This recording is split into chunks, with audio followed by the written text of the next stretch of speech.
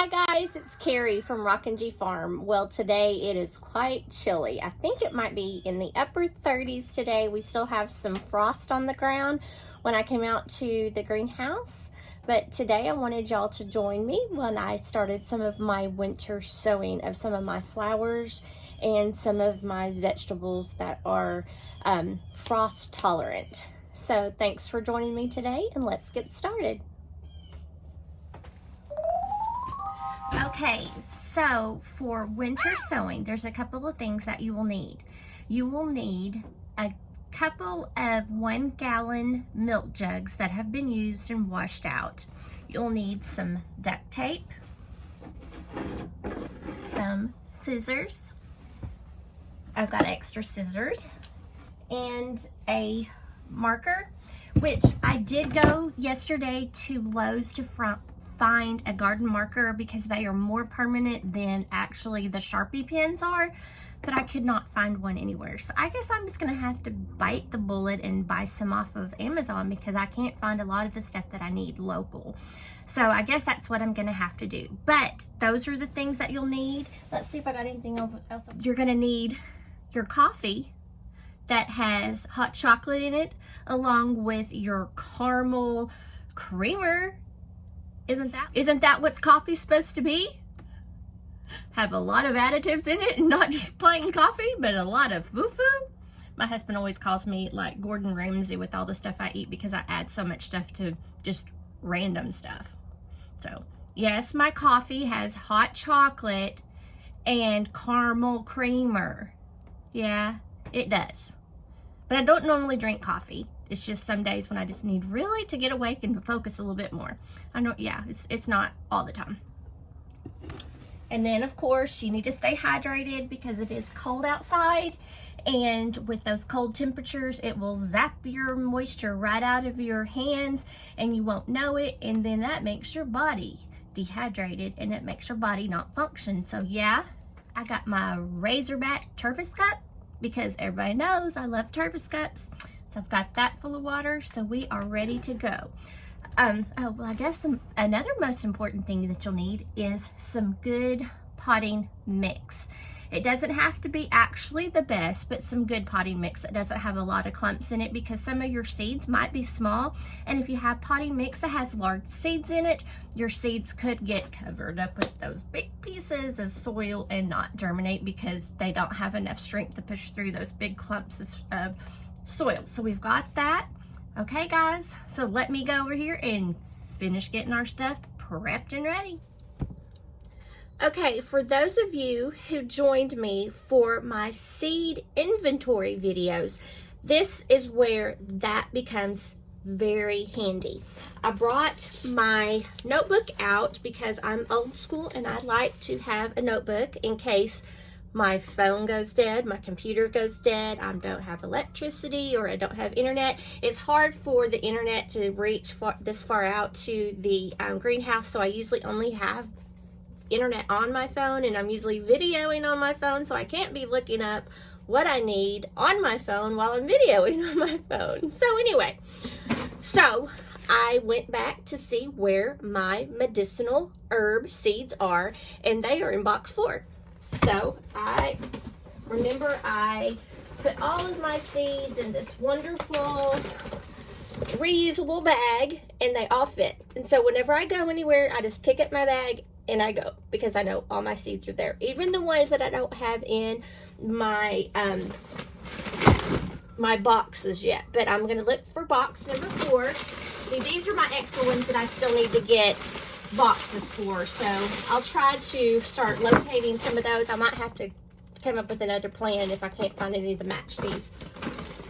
So that's box 1, 2, 3. This is box 4. So I'm gonna have my chicory, yarrow, California poppy, peppermint, chamomile, evening primrose, meadowsweet, echinacea, kalingia, and moringa in there, along with some cantaloupes and other stuff. But what I'm really wanting is my medicinal stuff right here, because I'm wanting my yarrow, and I actually have a lot of echinacea. I did not realize that, but that's going to be like 3 packets of echinacea that I've just found. So let's get in this box and get out the yarrow.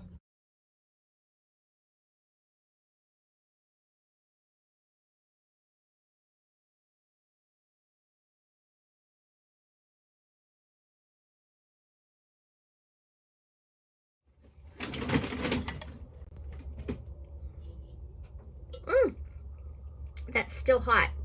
These are like metal tumblers. They like keep your stuff hot, so be careful. Yeah, can burn my tongue just a wee bit, but I can still taste my chocolate and my caramel. But I will stop the burn on my tongue with my water. Okay, so I wanted to show y'all something that I thought was pretty cool that I found at the Dollar Tree. Last year I had been seeing people use these little clamps to clamp their produce up to, or their plants up to their cow panels and stuff, and I was thinking, oh, that's kind of cool. I went into Dollar Tree, and lo and behold, they have them. And I think there was like 10 or 15 packages, and I took all of them but like 3. But they have the smaller ones, so that would like be good for like your little peas. And then they have larger ones also, so that would be good for your tomatoes. So y'all, I know that the Dollar Tree, you can go online and order like cases of their stuff. So if this is something y'all would be interested with, if you can't find them at your local Dollar Tree, I would go online, because oh my gosh, I mean, yeah, they might only last a season, but $1, and I think there was like 20 of them. Let's see, 20 in a bag? Yeah, 20 in a bag for $1. Yeah. Okay, so anyway, I was just gonna share that with y'all in case y'all shop at the Dollar Tree. So there. So, okay, so what I've got now, I've got just a couple of plants that I want to start out in the winter sowing method within the milk jugs. So I've got Munstead lavender. I did my Munstead lavender this way. Also put some in the refrigerator and cold stratified it in the refrigerator. I didn't like that. I liked it in the milk jugs better than the cold stratification in the refrigerator. I had more sprouting in the milk jugs than I did in the refrigerator. So I've got that, and then I actually ordered another one this season from In My Gardener. And then I have some yarrow for that. And I did echinacea like this last year. I think there's a video where I'm planting that up in a flower bed, and I had left it in a pot because I took it out of this and just put it in a pot just to let it kind of grow because I didn't have time. And I left it in there so long that the roots were root bound. Hopefully I won't do that this year, but I've got some more echinacea, and I actually have 3 packets of the purple cornflower. I guess I really like the purple cornflower because I didn't realize I had 3 packets of it. So I'm going to start the majority of all of this packet in this. These have the coating on them. And I did know it took a little longer to germinate with the coating on it, but we'll just try again. Like I said, last season was the first time I ever tried the winter sowing in the milk jugs. I liked it because these are stuff that kind of need a little bit of cool, and then they come up whenever it starts to get warm, just like the butterfly weed and the echinacea. They kind of naturalize, especially to Arkansas, especially coneflower. If you're going up north on Highway 65 towards Branson, every side of the road has cornflower, and it's just amazing. It's beautiful, and it just grows wild here, so that's great. So I know that they'll do okay because they come back naturally on the side of the roads, so I know they'll be okay starting in a milk jug. Now I would never start anything like basil in a milk jug because they are very, very frost tender. They don't like to get cold at all, so you don't want any kind of plant or seed to start in a milk jug that does not tolerate any cold weather. So if you have seeds that you know, hey, this seed usually comes up every year, the flower naturalizes itself, it drops new seeds, and it usually comes up again without me having to reseed it, that is a perfect plant to go into your milk jug. If you want to have plants where you can go and take them and plant them where you want, instead of just like leaving them in that one spot, like I have a milkweed and then it just keeps reseeding in that same spot. Well, I want some milkweed over here, so I'm going to do the winter sowing method so I can get these plants and put them where I want. So anyway, we've got echinacea and butterfly weed, which is also milkweed, and this is what monarch butterflies lay their larvae on, their caterpillars on. This is what they eat. This is the majority of things that they eat. So sometimes when you go out into your garden, when you have milkweed, you'll go, oh, it's beautiful today. And the next day you come out and almost all of your leaves are gone. That's because the monarch caterpillars are eating them. And that's what they're supposed to do. This is the feed for a monarch caterpillar. Caterpillar? I just can't say that right because I can't get my lips over my braces. Lovely. Yes. Caterpillar. There we go. So, as most of you know, if you look on my Facebook page, the very first page, at the very top, there is a monarch caterpillar on milkweed. And I took that picture the very first year we moved here to the farm because I had bought a milkweed because I had been reading up on monarch butterflies and I wanted more monarch butterflies, and I found a milkweed plant, one milkweed plant. Well, that day I took that picture and the next day there were like 30 monarch caterpillars on that one plant. So they eat that plant down, but it comes back up and comes back with a vengeance, and it's strong and healthy, and it lets it self-seeds, and then the seeds have like these little fluffy things on them, so they'll fly away in the air and they'll go other places to make. But I'm really wanting to make the farm a monarch butterfly sanctuary, so that when people look up here and they go, oh my gosh, look at all those monarch butterflies. How do you do that? Milkweed. Feed them and they will come. Not only in the insect realm, but the human realm. Feed your kids and they will come. So anyway, these are the ones that I'm doing today. I am still trying to decide if I want to do celery, and I might also do cilantro because I am not good at cilantro. No matter how many times I try to do cilantro, it fails. But I've realized I'm trying to grow it when it is too warm. So I think cilantro might be one of those seeds that would probably do very well in the milk jug. So since I've already packed all my seeds away, I'm going to just know that I'm going to go back and find my cilantro and put it in a milk jug. So anyway, what we're going to do, you're going to take your lids off your milk jug. You can take your stickers off or not, whatever, it's up to you. We're going to poke some drainage holes in the bottom of the milk jugs. Might be clear if we go like this. Just about 4 or 5, just to make sure that when rain comes in, there is not going to be, you don't want to drown your seeds or your seedlings. So you have to have holes in the bottom. And then we're going to cut, actually there's a little line right there, so we could probably cut right across that line, because what you want to do is make sure that the handle stays attached. So this part back here we're not going to cut, but we're going to cut this part here so we can lift it up, put our soil and our seeds in. So I'm going to put you on fast mode because this is going to take a little bit of time.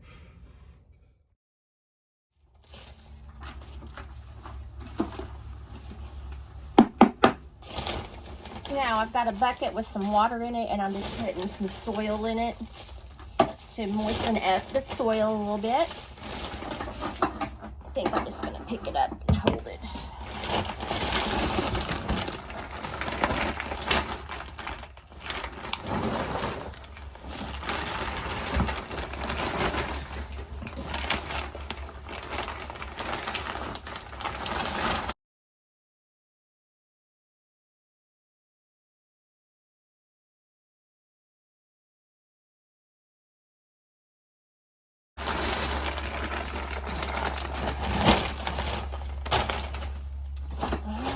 So here's my bucket.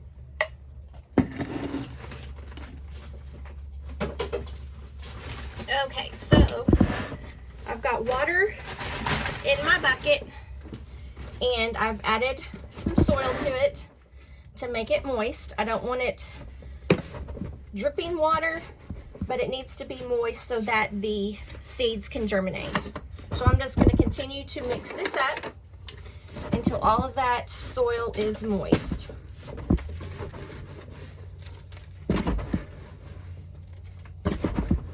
Okay, so when you are done with your soil, you want to make sure that when you squeeze it really hard, it doesn't drip water out of it, or that will drown and rot your seeds. It also needs to kind of hold a little bit of a form. And then after you do that, you just open up your milk carton. And then you put soil, you fill the bottom half with soil.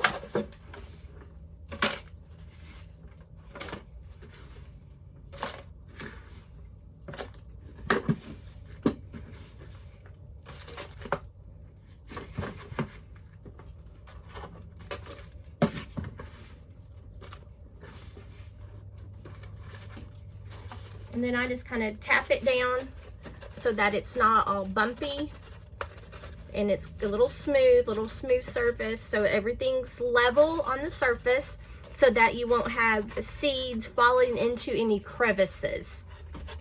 Okay, so we've got those ready. Let me go rinse off my hands real quick. Okay, so last year I learned my lesson. I tagged things with a toothpick with a piece of tape wrapped around the toothpick and my name of the item written on the plastic or the tape on the toothpick. Well, the toothpicks fell out, the writing faded, and I dropped several of my trays. So I ended up not knowing what variety of plant I had. Other than knowing what the leaves look like, but then I didn't know anything. Like I had planted like numerous tomato plants, but I couldn't tell you which one was what until they bloomed and produced fruit. So this year, my husband's like, you better make sure that you label. So I did. I bought a box of 500 labels. So what I'm gonna do, I'm going to label inside and outside of these containers so that I will know what is in this container, because I do not want that to happen again, because that was very, very frustrating, especially with my flowers, because I think some things I just went ahead and threw away because I didn't know what flower it was, and I was just like, well, whatever. So I threw a lot away, and just, it was really very upsetting. So we're just going to go ahead and write on this what these are.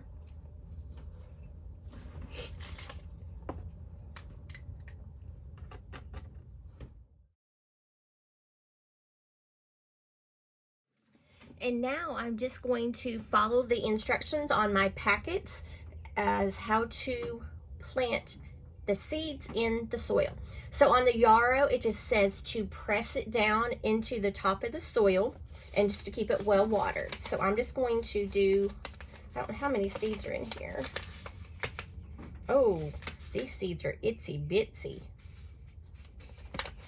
I mean, they look like maybe salt. So I'm just going to just do this.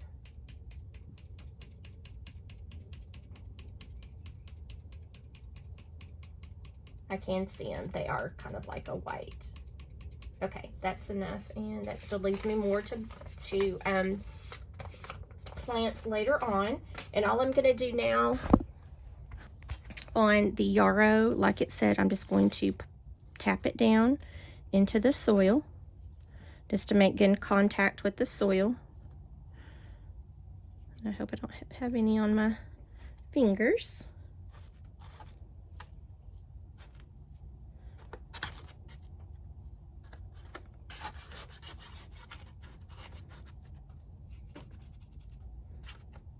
Okay, I'm gonna move all these packets away so I don't get them wet. And then what I'm gonna do now is just water them. So I've got my little waterer here. And make sure that it's not on. Okay, that's too hard. I'm gonna switch that down so it'll be more of a spray. And then I'm just going to water in. Well, I want to get more of a spray.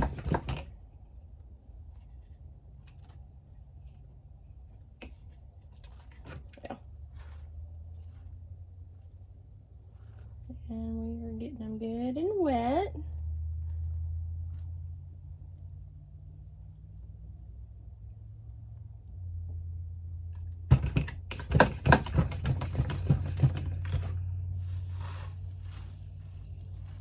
Okay, and that's my yarrow.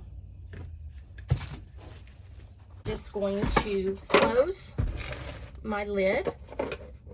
We're going to leave the cap off so that water can, when it rains, can go in here and water them. That is one reason why we put the holes in the bottom, so that this can act just like kind of like a little terrarium and keep all the seeds together and ready for germination and growth.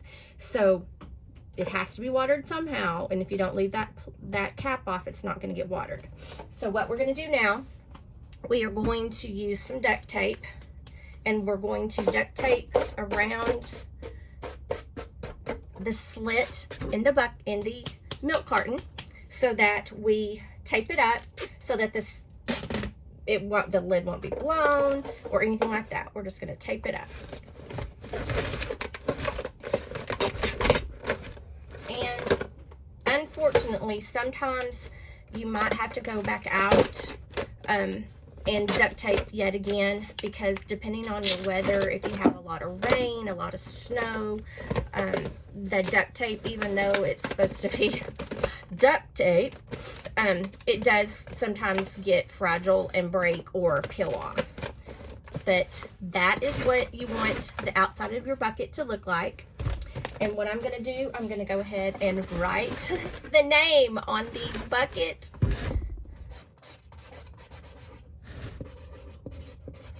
And my duct tape.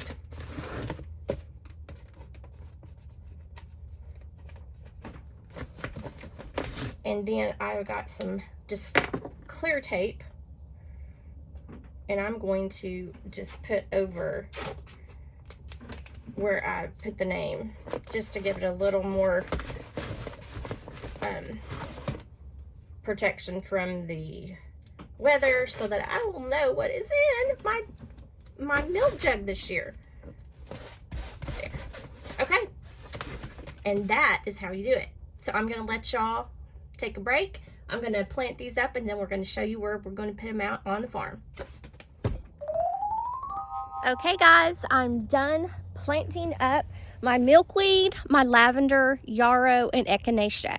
So what I am doing with my milk jugs now, I am placing them on the side of the greenhouse, and just right beside my hay bales that's beside the greenhouse, and they will just stay here until the spring so that they can get some sunlight and some water, and then hopefully we'll have a good harvest in the spring, and we'll see how this goes.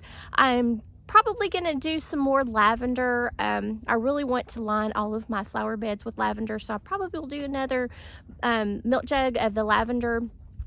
But this is how it goes.